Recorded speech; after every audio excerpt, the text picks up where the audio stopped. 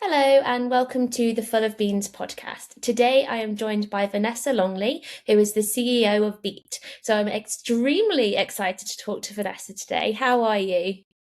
Just as excited as you, actually, Hannah. It's a delight to be here. So yeah, Oh, well, thank you very much. Yes, it's lovely to do this podcast with you because we've spoken so much in person, yeah, and so it's really nice now to be extending that conversation. absolutely. So it's a measure of a good event if I turn up and I see that you're there as well. Oh, well, I always think the same about you as well. And it's lovely seeing you so much. So, did you want to introduce yourself to the listeners? Yeah. So I'm Vanessa. I'm the CEO of Beat. I'm a mum of a 21-year-old who is in recovery and doing really well. And I've been here now. I've been confirmed in post, so it's gone 6 months. But I've been working in the mental health sector and focusing on young people's mental health specifically for more years than I'm going to share right now. Are you saying you've only been in post for 6 months? Yeah, yeah. I think we're at 7 months now. Yeah. Oh my God, if you said to me it's been 2 years, I Mm. would I would have been like, yeah, yeah, it has. No, it You just feels like that sometimes. On a bad day, it can feel like that. But no, it's a gift of a job. So I feel really fortunate to be here. Oh, well, thank you. And yeah, I mean, I think you slot so well into the job, and you just kind of. I remember meeting you at the march, and my Mm. parents had got to the march before me, sorry, and they said, "Oh, we've been chatting to the CEO of Beat," and I was like, "The CEO of Beat's here," and they're like, "Yeah, yeah, yeah, she's lovely. She wants to have a chat with you and everything," and I was like, "Oh my God." This is incredible. So, but I'm saying all of these things like you're not a human being. You are a human being, Very but I much. think it's Yeah. fantastic that you have integrated yourself into all the conversations that are happening. And that's really kind. And I think just that was one of my first events, but that's down to Hope Virgo, who brings together that incredible march every year, and it's a chance to come together. And I know it sounds strange, but it was almost there's a note of celebration as well as anger at that march, because there is a lot of people meeting each other, and within 10, 20 seconds, there's that there's that knowing nod, that sense of community, Mm. and a sense that people aren't alone. And I really I appreciated that personally, but also in my role at Beat. So yeah, it's a great event. If anyone is thinking of coming, there it's happening every year. So yeah, it'd be great. Yeah, and just to plug it, I think it is the 18th of April. Thank you. So if people do want to come, and I went to an event last week and I spoke after Hope, and she said about the Done the Scales March and said when she first did it, she was worried, one, that nobody would turn up, which I think is a normal worry Yeah. when you host an event, but the other worry was that people were going to feel triggered or people were going to find Mm. it very difficult. And she said, on reflection, and I totally agree with this, I've never felt more empowered. And it's one of those things where I so wish that we could all come together and be friends for a different reason, not because we're trying to advocate for care, but actually, like you said, that shared understanding and being able to resonate with other people and know that you're not alone in something, I think is extremely, extremely powerful. It is, and we actually, I mean, if you delve into the research, there's some really good research out there about that sense of agency, giving people agency back. It's not about being trapped in your illness. It's actually about using difficult or negative experiences if you've had to help others. Actually, is a protective factor in the future, and I love that. And also, it's just doing something together, doing something about a problem that we see, and we see it from a unique perspective in a way because we've lived it, and it's something that those with more power need to hear. Mhm. So yeah, great event, definitely. Yes, go Yeah. down there. Absolutely, yeah. And I suppose with that in mind, before we speak more specifically about Beat and the Mhm. service, I'd love to talk a bit more to you about what kind of brought you personally into Mm. your work. So yeah, so my daughter, I say she's 21, she's brilliant. In case anyone was any doubt, obviously, very proud mum. Um, So she was born with an invisible disability. We had no idea when she was born. But even at a very young age, it became very apparent she was living with complications that other children didn't have.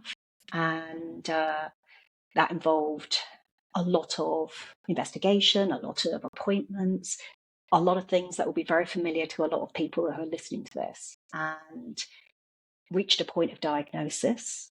And for me, the diagnosis helped in the sense that there were things we could do, there was medication she could go on, there was a very special diet she needed. But for her, that diagnosis came as a label of being different. And and as she got a little bit older, very understandably, she didn't want to be different. She didn't want to have this burden of this illness. And she took control in the only way she could, and really struggled with her mental health. And we were incredibly lucky to get help at the right time from the right people. And she did really well. So, but saying that, during that, I make it sound so smooth, don't I? That journey was an absolute classic journey of me as a mum. So obviously, you don't ever plan for your child needing all this specialist input. It's only the moment you realise you need something is when you are going around looking, saying, "I need the information. I need to know everything." And there's something so fundamental as a parent. And I would say, I often talk about the different levels of brain. This is not, I am no scientist here. So let me just say, so I often talk about the sort of the lizard brain, and then there's the monkey brain, and then there's the kind of civilized brain. Now, I know that's not how it works, but there are some things which are so deep in you, are so driven by instinct, that it's hard to act against them. And feeding your child it got me right to my core. And there was a moment. So I'm not very tall. I'm about 5'2", and my daughter's much taller than me. So there was a point where she was probably my height, and yet she was sitting on my lap, and she was all limbs and draped over me, and because she was too tired to chew, that's what she'd said. I'm too tired to chew, and I was sitting her on my lap, holding her like a baby, spooning custard into her mouth. And I look back at that with all I know now, and I think, probably wasn't the best thing to do. But it was, I was desperate. And if there was anything I could have traded, I would have traded anything to take that pain away from her. And we started therapy. And very quickly, I tried to do the therapy for her because, I would do anything, and therapy is painful. And then I realised that you can't. It was a journey she had to go on. And so we did a deal, which was she'd stick with therapy, which was hard. And if she could stick at it, then I would go off and I would use my working life to try and make the world a bit better for her. So that's when I went into young people's mental health. And then from that, I got approached about the Beat job, which was just perfect. So I feel incredibly honoured to be given this opportunity. And it's just really lovely to have your daughter proud of you. I can't tell you what that's like. She knows I'm sharing the story, by the way. So we have agreements about what I do and don't talk about, because the last thing I want to do is trigger her. But absolutely, she is at the stage where she is really wanting that we take away some of those barriers to getting treatment early, and really look at the demanding better standards of care. And she knows, she is very aware of how lucky she was, because she sees her friends who have had a very, very different journey. But yeah, so most definitely wanting to change the world. I want to change the world anyway for the better, but being given a chance to do it in celebration of my daughter is an honour. Yeah. Well, that is just absolutely wonderful. And if I put myself into your daughter's shoes, I think, how incredible for my mum clearly obviously to care so much and want to evoke that change, not just for me, but for so many other people struggling. And what I think is really interesting about your experience is that you have that understanding as a carer of Mm. what it's like to support someone with an eating disorder, which I do think that often carers can be forgotten about, or maybe the support isn't quite there. And I was just wondering, from your perspective, what do you think is like the most powerful thing that you learned from your experience that you bring into your role?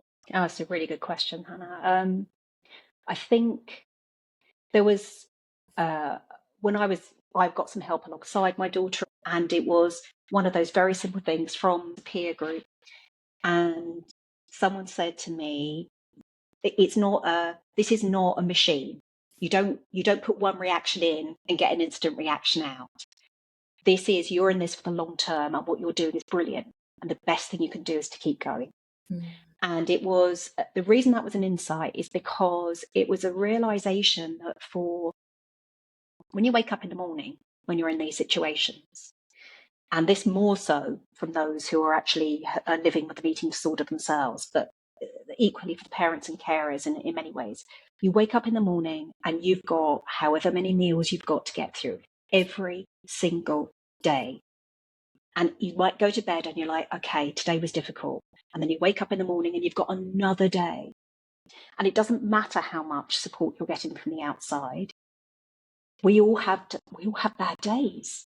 And there were days when I would wake up and just think, I'm not sure I can do what I need to do today. And having a group of people I could turn to became essential. And we talk a lot about putting our own oxygen mask on first in mental health. You've got to be able to look after yourself enough so that you're there to support the other person. And I think that's particularly true when you're in a situation where you're the parent carer and you're looking after a child, where we can't forget that the eating disorders are amongst the most dangerous mental health conditions to have. Recovery is always possible. And I always start off by saying that. But if we don't catch things in time, people can get very ill and some people do die. So actually being in that situation of chronic fear, not acute, because you are living with that knowledge every day, it's the support is needed to make sure you don't pass that on, because I don't want my daughter to live with that chronic fear. I still listen out for the phone. And I would say, well, I've had it since I was at Beat. I had a very important meeting with someone that was scheduled in. My phone rang just before the meeting. It was my daughter. My daughter never phones. She's 21. Who uses a phone to make a voice call? And I everything just fell out of my head. Everything. And it wasn't an emergency, but it was something she needed me, and I went and got her. And I think there is something there for parents and carers that sometimes we are left with things that we didn't deal with ourselves because we were supporting our child through it. And what we have to be responsible for and careful for is that we don't then recreate conditions. So my daughter will slip. There will be times when she has a week where she's just had a bad week. But my brain can run away with me about where that will go. So what have I learned? I've learned you can't do this on your own.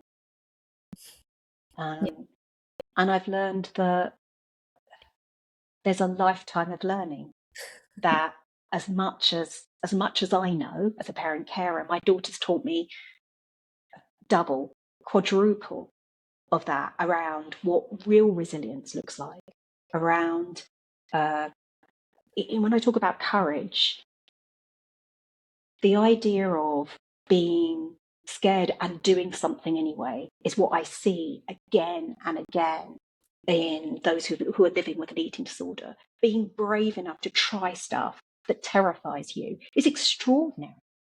This is an extraordinary group of people who daily make a decision to face something that terrifies the rest of us. And I think, yeah, I continue to be in awe of her and others. You know, I guess it's not funny, but it is funny. My mum often says to me, where still now when I ring, she's only just recently not been like, oh my God, why is Hannah ringing me? What's wrong? Because before, as you said, me ringing meant something bad had happened. Now, I just want to ring to have a chat with my mum. And she'll be like, are you okay? I'm like, Yeah. hello to you too. She's like, no, Hannah, I'm not being like rude or anything. I'm genuinely concerned. And I see it in my partner as well. Like when we've just recently got back from holiday, and when you travel across the world, your sleep schedule's mixed up, your hunger signals are mixed up, and there are occasions where I just didn't really fancy a meal, but I know in my head now that I'm doing that out of I'm not hungry, I'll have something later. Whereas to my partner, she's restricting again, particularly on holiday where that's a common pattern. So I think I've definitely noticed in my own recovery, and I don't know whether you can relate to this, is my healing actually happened a lot quicker in Yeah. respect to not necessarily, I guess it is some healing for my family, but it's almost putting that trust back into me that I'm making decisions that are healthy rather than being driven by the eating disorder. Yeah, I very much identify with that, and I think that's partly because, of course, you know yourself, Mm-hmm. and that phone call where I missed that meeting was my daughter. She'd opened the fridge at the end. She had a difficult week. She'd opened the fridge at the end of the week. She batch baked, and she'd opened the fridge and she'd realised that the fridge was still full. She's a student, and she phoned me to say, "Mum, I've had a rough week, and I've realised I haven't really eaten a lot." And I went into instant rescue mode. She did want me to go and get her, and I went and got her and brought her home. And she had one day of, sandwiches cut into squares and, little tiny shapes. And then the next day, me saying, "Is there anything you need me to do?" And the answer was, "No, I just needed to be at home for a couple of days, and I'm going back." And me letting her go. Because she knows that. And the but is, for us as parents and carers and partners, is we love you. And that means that we worry. And this is a condition where our worry, our stress can actually cause calm, which is why I talk about us needing to manage that and share it elsewhere. But there's never going to be an occasion when I won't worry. I mean, I worry about everything. If it wasn't this, it would be something else. She is too precious in my world for anything bad to happen. I mean, I remember I had to sing when she went off to primary school, and I was so worried that someone might bully her in the playground. I was like, perhaps I could get a job at the school and just hang around. I'm like, this is ridiculous. And so we role played it instead. I mean, this is not eating disorders, but this is like the classic. Welcome to the Longley household of parenting. We role played it. So like, I'm going to pretend to be a bully, and you're going to work out what you say. And like, what if someone says like really nasty, calls you a really nasty name? And she just said, "Well, I feel really sorry for them, mummy." It's like, why? She said, "Well, because I'm awesome." Nice. Okay, this child's going to be fine. So it's the different things. So yeah, I mean, I like to think. So this is what I try and frame it as, which is my emotions are mine, my worry is mine, and it's mine to contain, not allow that to impact my daughter. But she has a right to know that I'd call over broken glass for her. And she deserves that.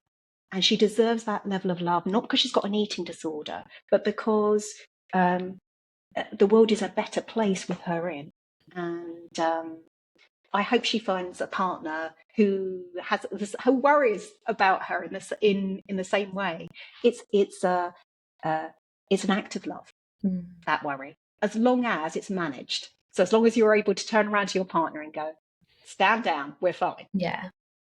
I think one thing that you said, which I do think is really important, is you obviously, as a carer, partner, parent, friend, sibling, whatever, will have those worries when somebody is struggling, and even when someone's in recovery, even far down the line in recovery. And as you said, I think that there's there's an appropriate level of sharing that with somebody and communicating that. But I also, as you've said, think it's so important to have that space for yourself, and to have that space not just to talk about the eating disorder as well, but to talk about your life and things that are going on for you and the things that you love. And obviously this week is Eating Disorder Awareness Week, and the theme this week is community. And I wanted to ask you what role community had to play in your journey with your daughter's eating disorder. Oh, absolutely essential. I would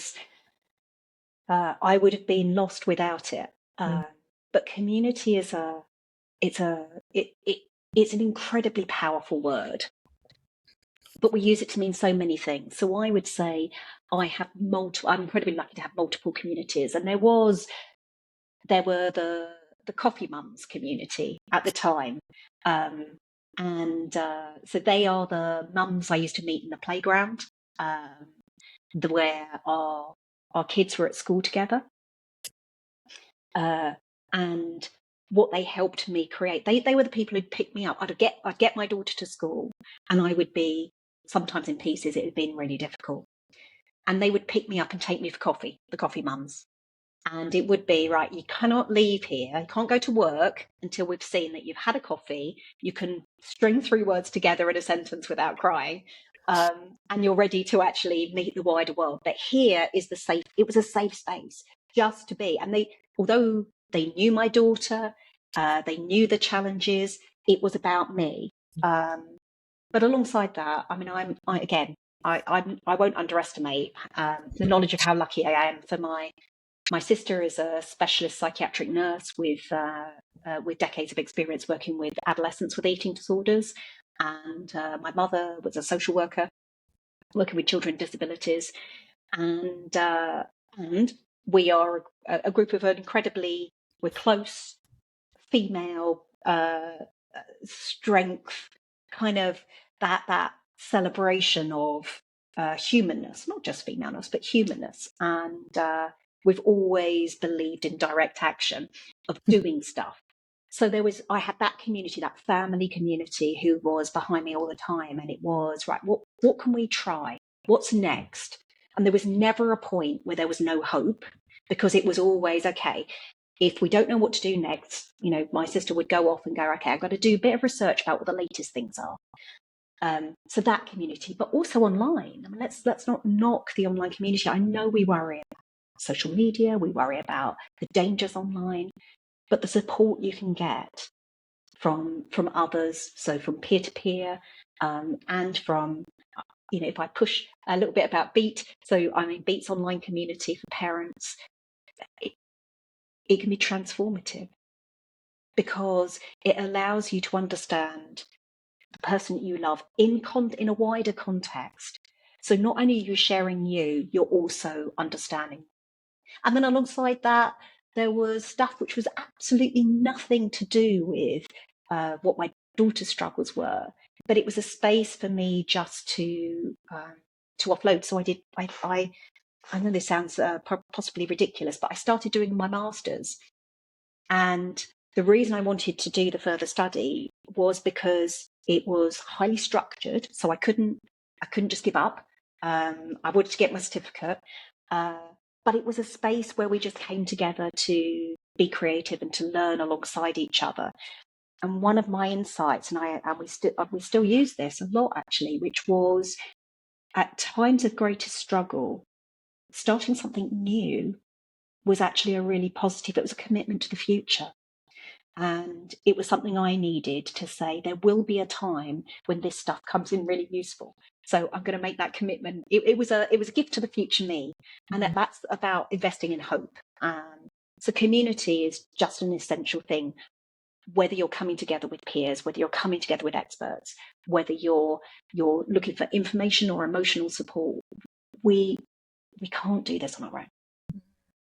Yeah, I really like what you've said there about like learning something new, and that investment in the future of like holding on to that hope. But I also think that it's doing something for yourself in a time where naturally, as a parent, carer, partner, what have you, when somebody is ill, you put all your energy and focus into them because you want to be there every second to make sure that they're okay. But that's not really sustainable long term. And I think, when you first start doing something for yourself, whatever that looks like, it can feel uncomfortable and selfish. But I distinctly remember my mum doing the Beat parent group that you mentioned, and she didn't do that until my third relapse, but it completely transformed the way that she kind of approached the conversation, felt about it, and also really understood things more from my perspective. Even though she was talking to other supporters, I think that kind of shared communication, they understood it in a way that I maybe couldn't communicate. So I think it on so many levels helps. I spoke to a dad the other day who's done the course, and his daughter is now in recovery, but was in an inpatient unit, and it was really, I'm smiling. It was a really difficult story. If you're happy for me to share, but he's happy for me to share, and it was he remembers visiting his daughter for the first time in the inpatient unit, and he said he was absolutely desperate. Just the thought, he was terrified to go in there because he couldn't bear the thought of then walking away and leaving his daughter in hospital. And he said he wasn't sure he would be able to physically stop himself just picking her up and running off with her. He knew it was the right place for her, but that there was every ounce of him was wanting to protect her. And so in the end, what he did was he went in there halfway through the visit. He managed to sort of get her on her own. And he got out of his pocket and he's trying to sneak her a Mars bar, saying, look, just eat this and then I can take you home. And he was reflecting back on that going, oh my word. Oh my word. I mean, what a total disaster this was, that somehow he'd got it into his mind that if she could just prove to the consultant that she could eat this Mars bar. Now, having gone through, he knew at the time that wasn't great, but having gone through the training as well now, one of the things that this huge breakthrough he had was he'd stopped talking to his daughter about football. It was the thing they shared. They both had a passion for it. And it was something really simple that had been said in the training, which was around one of your roles is to model what life can be like and will be like. To give people a reason to get better. You don't get better for a Mars bar. You get better because you want to go back to football with your dad.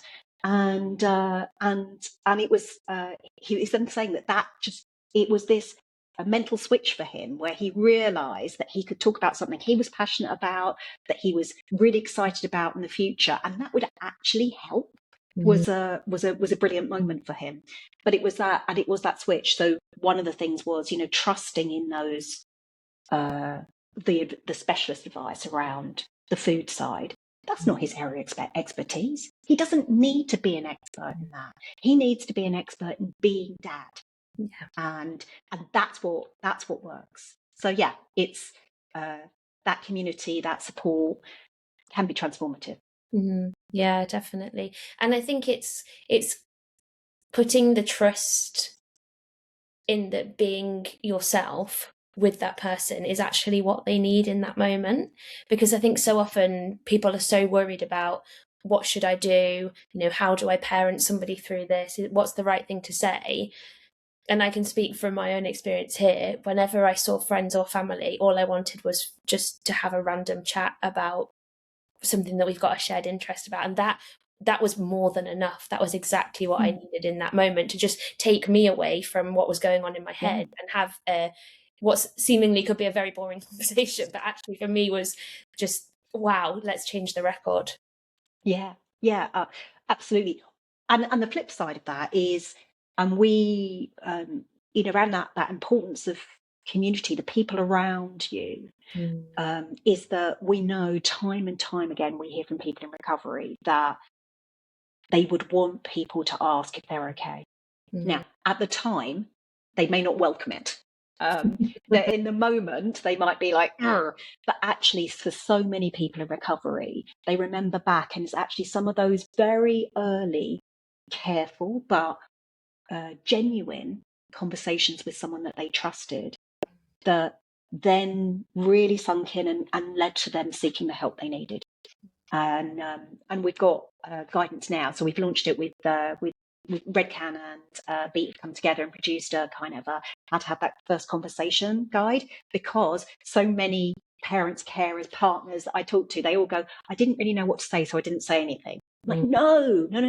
It's okay. You can say something. Just don't, there are a few things not to say. But actually, mostly, if it comes from someone you trust, if it comes from a heart and it's non-judgmental, then there are a million ways to get this right. And if in doubt, say something. If in doubt, start talking about the football, like this, Dad. If nothing else, it's a chance for people like me to go, I don't really know anything about football, but find a point of commonality, because that starts and opens up. It's not about the conversation, it's about the space that you create, and that space can literally save someone's life. Yeah, absolutely. Yeah, I think that's such a good point of, not maybe overthinking where the conversation starts. Also, in my experience with my parents, if you do say the wrong thing, then I'll quickly tell you, so you'll know not to do it. Brilliant. Yeah, that's great. Exactly. Honesty apparently is my best trait.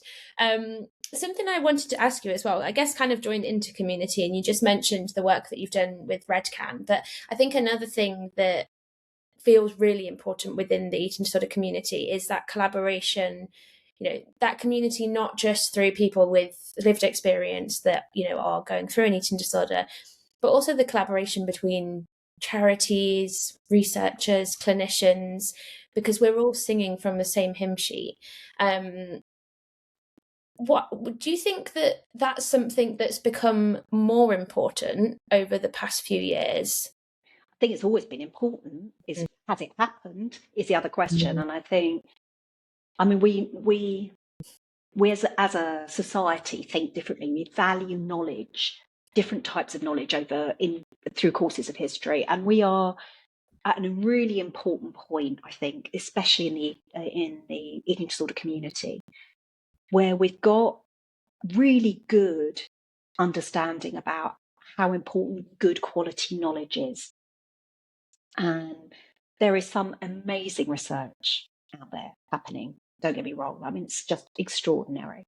And but so often, what's difficult is that research is done. It's done really well, but then it ends up on a shelf, or there's a symposium, and then 3 years down the line, we're still not actually putting that into practice. I think, do you want an example? This is the one that gets me fired up. I could stand on a soapbox about this a lot. So, which is when I started at Beat, I was reading through some research, because I'm a bit of a research nerd. I do like a bit of research. And I came across a paper around food insecurity and eating disorders, where there is a direct correlation. If you have food insecurity under the age of 5, you will see significantly increased prevalence of eating disorders in adolescents, in that group in adolescents. And I thought, oh, that's interesting. I'd just not come across it before. So it intrigued me. I looked at the date on this piece of research, and it's not recent. And so I had a look around, and there's loads of research. This has been proved and reproved and reproven again. I'm like, well, we've just been through a cost of living crisis where a huge increase in young people experiencing food poverty. I am sure everyone is all over this and have got really good plans for what to do in 5 to 7 years' time when we have a growth in eating disorders. And everyone's looking at me. And actually, someone said to me, well, you can't expect us to follow all the latest research. I'm like, well, firstly, this research is decades old. And secondly, yeah, I do expect you to follow the latest research. But that's not just the responsibility of government or the NHS or NICE or the third sector or those with lived experience. It is actually this kind of coming together to find ways to take these extraordinary insights and make sure they convert into proper action on the ground, which improves things for people with eating disorders. And then there's this loop back as well, because one of the things that we're passionate about at Beat is the fact that those with lived experience, they're experts by experience, and those insights transform our knowledge. But it's not starting the research and then going and interviewing half a dozen people with eating disorders. We need to feed it in so we know we're researching the right things, because so much research has been done on particular groups. So groups of people who are willing, who have time, who perhaps are at a certain stage of their eating disorder journey, and so feel able to participate in research, or are so ill that really they feel they want to participate because they don't see themselves having another option. But we need to massively increase our breadth of knowledge within minoritized and marginalized communities. I know that we've done, you and I have spoken with George around some of the amazing research he's done around men in eating disorders to really dig down into the understanding, because this matters. And again, the insight I had the other day is I was talking to someone who's been working with the House of Lords around some of the bills that matter there, and again from third sector, and she was saying, if you look at some of the discussions they're having, they're absolutely fixated on an image of eating disorder that is a teenage girl in a hospital bed with anorexia. And so when you're trying to say, oh, actually, this bill might not quite work for people with eating disorders, they look at you blankly, because they're like, well, I don't understand why. And it's that, oh, okay, this matters. Sharing lived experience matters because it is informing research, what research gets done, and therefore what we know.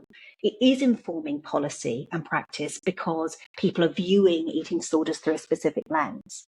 So there's this real need to try and channel knowledge out.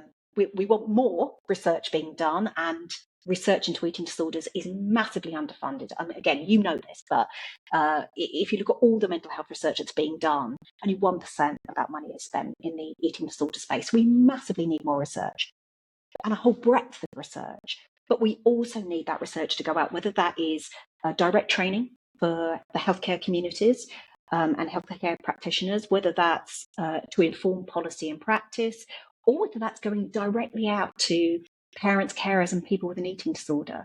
And again, I took a phone call. So I'm doing my training on the helpline to be a helpline volunteer at Beat, and spoke to another dad actually who was absolutely livid because he'd gone. Their daughter, his daughter's got an eating disorder, and they'd just been referred for therapy, for family-based therapy. And what he had heard in that meeting was, you, Dad, have been bad. You've done something wrong. You've messed up your daughter, and that's why she has an eating disorder. And now we're sending you to family therapy to try and sort it out. He was so angry about it. And I was able to say to him, look, okay, family-based therapy has got lots of evidence for a child of your age with their condition. All the evidence points towards family-based therapy as being the most effective, and I can share that research with you.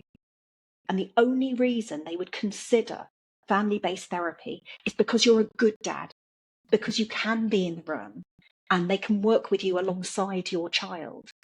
And yeah, that was transformative. But it was such a simple piece of knowledge. And I think there's a huge opportunity for us to come together as a community to take, take knowledge, take insight, and turn it into this good practice. And we do that by being a wider community. Of course, I am happy to call out where there's bad practice, but I have yet to meet a clinician who went into the field because they wanted to deliver poor care to patients. Every clinician, including my sister, that I see is wrestling with limited resource, massive unmet need, and they give time and time again, way above and beyond to try and meet that need. And my job now at Beat is to try and find ways to support that. How can we work together and to share some of the challenges and problems? And I keep saying, toss me the challenges. What's a barrier? Because it may well be that us in the charity sector can creatively see a way around that, or help you come up with an alternative. And I think that's where there's some really powerful stuff. When you combine that with deep insight from lived experience, that's where you start getting the wins. Yeah, absolutely. I mean, I think the approach of collaboration is just, to me, it makes so much sense because, as you've just highlighted, different people in different roles can do different things. And I completely echo what you said about, I've not met a clinician that works in eating disorders that wants a patient to suffer or went into it because they thought that eating disorders were a silly thing and therefore they wanted to tell people that on a daily basis. They care so deeply, but it's that lack of resources, a lack of time, and things that you've said. So there's also different. I mean, and it's also different ways of working, and I think that's one of the realities of collaboration, which is, so for example, the NHS collect huge amounts of data, but you would be horrified if they were handing that out left, right, and centre to charities, going, "Oh, this is really interesting. Do you want to have a look at it?" But of course, it's highly, highly, highly confidential. But if I could access that data, there are things I could create and build that would be complementary to the NHS. But that's not possible, and that's okay, because actually we don't want to destroy patients' trust in the NHS by the NHS sharing that data. So we find other ways around it. There are all the different organisations. When I think Red Can and I was chatting with Daniel from First Steps the other day. So Daniel's coming and doing, for this week, we're doing a social media workshop for EDOR. Daniel's got a load of expertise, and he's coming from First Steps ED to talk at Beat's social media workshop. That's brilliant. I love that. But there'll also be things that he's doing, we're doing, where we're using our own level of expertise. So there's something about collaboration across the sector, which is recognizing everyone brings their own expertise, and they also bring themselves. We all have different ways of working. We all have different timelines. We all have slightly different priorities because we work within different structures, rules and regulations. The NHS is one of the most regulated structures there are, even as simple as arranging meetings. So I get requests for meetings quite a lot, and there are times I have to say, "Oh, I've got to do a shift on the helpline. I'm really sorry, I can't make it." Even those little tiny things, sometimes understanding that we are all doing as best we can. So collaboration can be massive. It could be huge sector-wide, or it can be tiny. And one of the things I'm really keen to drive next is this kind of, the moment we're doing it in Beat, which is this automatic. So everything that we think about. So we're working on my fundraising team were working on a bid the other day. And they brought it to me, "Oh, we'd really like to do this." I said, "It looks great. Now think of an add-on. How might we build collaboration into that? What opportunity, if we got this money, what does it allow us to do that we couldn't do before for the wider sector?" And sometimes that's not more money, it's just a slightly different way of thinking. So it's about actually seeing how we build that in and make it every day and start to drive that within our culture as an organisation, that it becomes an automatic way of thinking. But that takes time. It does, but I think, as you said, you've got to start somewhere. And if it's at the forefront of your mind going forwards, then I think that's fantastic. And I think that there's so much incredible work happening within the space that the more we can collaborate, as you said, each person brings their own experience, not necessarily lived experience of an eating disorder, but just experience in general, which I think, those skills and those experiences can absolutely be used. So thank you so much, Vanessa. It's been so lovely to chat to you and hear more about your own experience as well, because I think, that obviously gives you so much passion and drive to be doing what you're doing. I suppose on the note of collaboration, if people want to get involved, how can people get involved, or where can people go to find out more about the support that Beat offers? So our website is there, obviously 24/7, and loads and loads of information on there about whether you're someone with an eating disorder yourself or you are a parent, carer, partner. Come and find us. If you go to the EDOR site, the Eating Disorder Awareness Week site, there's also information about all of the Red Can agencies. So you can just click through and go through for support in the local area. We have Help Finder, which is a tool that allows you to find help and support in your local area. And we have the helpline, which is open every weekday. You can phone, you can web chat, you can email us. And there's social media, which we do actually try and respond to every message where possible. That's not me. Because I'm not very good on the social media, but that is our team of very talented volunteers out there to looking and making sure that we respond. But the most important thing is to ask. And there's a message from me for EDOR about community, which is whether you are just starting to struggle or whether you are realizing that you are relapsing and you are dealing with that hill to climb again. There is help out there. Even if you've tried stuff before and it hasn't worked, there is support and there is help that will work. Recovery is possible. All we need you to do is just start by asking for help, because that's the bit I can't do.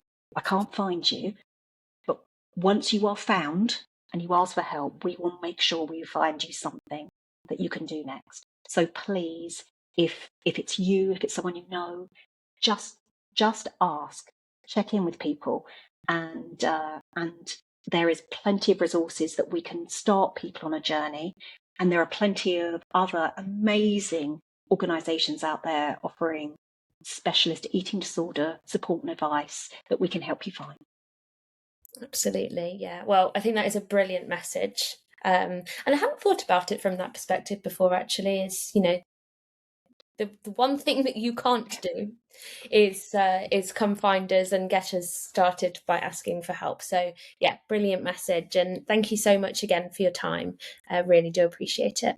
And thank you for the podcast and everything you do, Hannah. It's a brilliant thing.